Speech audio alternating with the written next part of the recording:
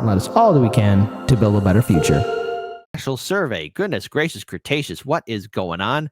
Apparently, Biden is losing more and more ground, as I've said before in the past. So, former President Trump widened his lead against President Biden by 4 points in a hypothetical 2024 presidential match. Two old men fighting over a cold bowl of soup. That cold bowl of soup is America. So, no matter who wins, Goldman Sachs is going to have the final say, and you have to work not 3 jobs, but 6 jobs just to make ends meet. You think you're going to get a full tank of gas in this economy? No. How dare you? The Emerson College polling survey released Wednesday shows Trump holding on to his 47% support, while Biden's fell to 45 to 43%. About 10% of voters in the poll were undecided. Independents, flex your power. Show yourselves. The survey also found that if a third-party candidate were added to the hypothetical situation, such as RFK Jr., Dr. Cornel West, or Dr. Jill Stein, support for both Trump and Biden fell, and the amount of undecided voters increased. Very good. Look, I've made it abundantly clear how I feel about the Democratic establishment and the Republican establishment. I am all for independents and third parties. Do I think the independent and third party candidates should be doing more? Absolutely. I have a very high standard, and I really am disappointed in some of their buffoonery. Okay, so there we go. But that's a story for another day. Biden's dip in support is notable because at this time last year, he was leading Trump. Yeah. Okay. If you want to believe that. Said in its report, the most significant decrease in backing for the president came from female voters because, Roe v. Wade died under which administration again? Last November, Biden led Trump by 4 points, whereas this November, he trails Trump by 4, said Spencer Kimball, the executive director of the Emerson College polling. Several key groups have shifted in the past year. Biden led at this time last year among women in 7 points, which has been reduced to a point this year. Ladies, girl boss all the way. The survey also found that Biden lost support from voters of color. Among black voters, Biden lost 15 points. Among Hispanic and Latino voters, he lost 11 points. The president also lost 13 points from voters under the age of 50, and he's down 16 points among four-year college graduates, the pollsters found. Generally, voters say they are excited about the 2024 election. Only 36% said they were not. I'm just curious to how this election will play out. Excitement varies based on the candidate. The Emerson College noted almost half, 46% of Trump voters said that they are very excited about the upcoming election compared to only 29% of Biden voters. Vote blue no matter who.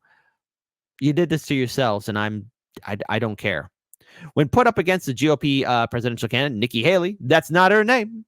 Biden and former South Carolina governor come up tied with 38%. A quarter of voters said they were undecided.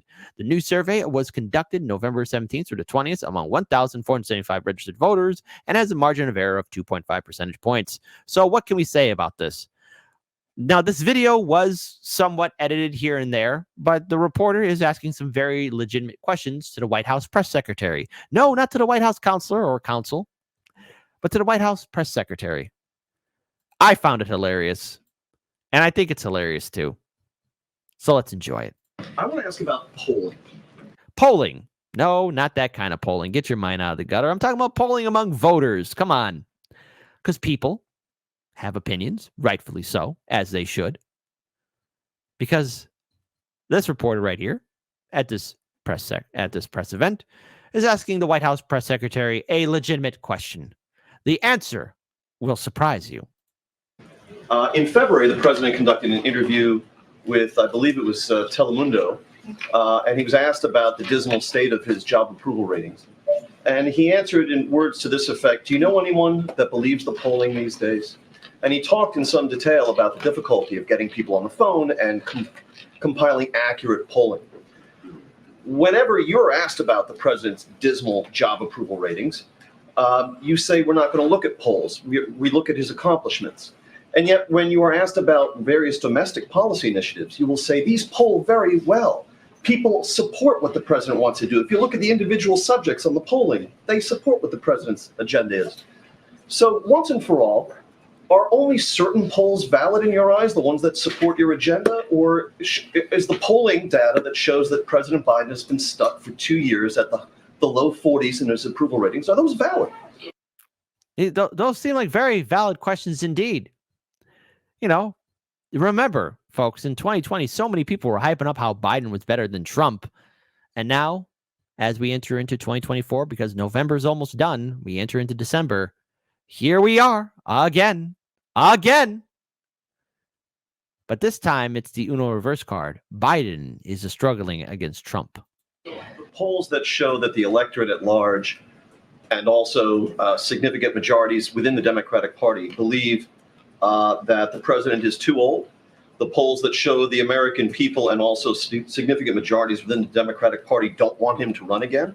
And the polls that show his handling of the economy, foreign policy, all of these dismal polls, his job approval ratings. Does the White House have any basis to challenge the accuracy of that polling? Happy Thanksgiving, everyone. No answer. Yes, this video was somewhat edited, but it's that's pretty much what every person of the Biden-Harris administration is doing. Happy Thanksgiving. Gotta go. All right, that's it. That's it. Empty podium. And they say that Trump was the master at the empty podium. Democrats, you dug your own grave. It sucks to see this because, I remember when I had hope. I remember trying to warn my fellow liberals and Democrats saying, hey, heads up, man. We got to change. And as time progressed forward after 2016, after 2020, I just realized, hey, there's no saving this sinking ship. If I'm going to be insulted, I might as well just go all on out and just say F you to the DNC. Democrats, liberals, vote blue no matter who. What leg do you have left to stand on? What platform do you have? What propaganda are you going to start throwing at us now? The numbers are abysmal for Biden, and Kamala Harris is even below Biden. You have nothing, and you're still running with that old dog? Bernie, AOC, you endorse Biden. Did anyone really bother to take a step back and look at the big picture? All of this has been one big embarrassment and a waste of time. Never forget that the Democrats did this to themselves, and if they're going to start bullying you, you push them right back. 2024, it won't be the most important election year of our lifetime. It'll just be the most interesting and hilarious. And I've said this before, I've repeated before, but just remember, you don't owe anyone in the establishment your vote. You don't owe them an explanation, and you should vote how you feel like, as you should.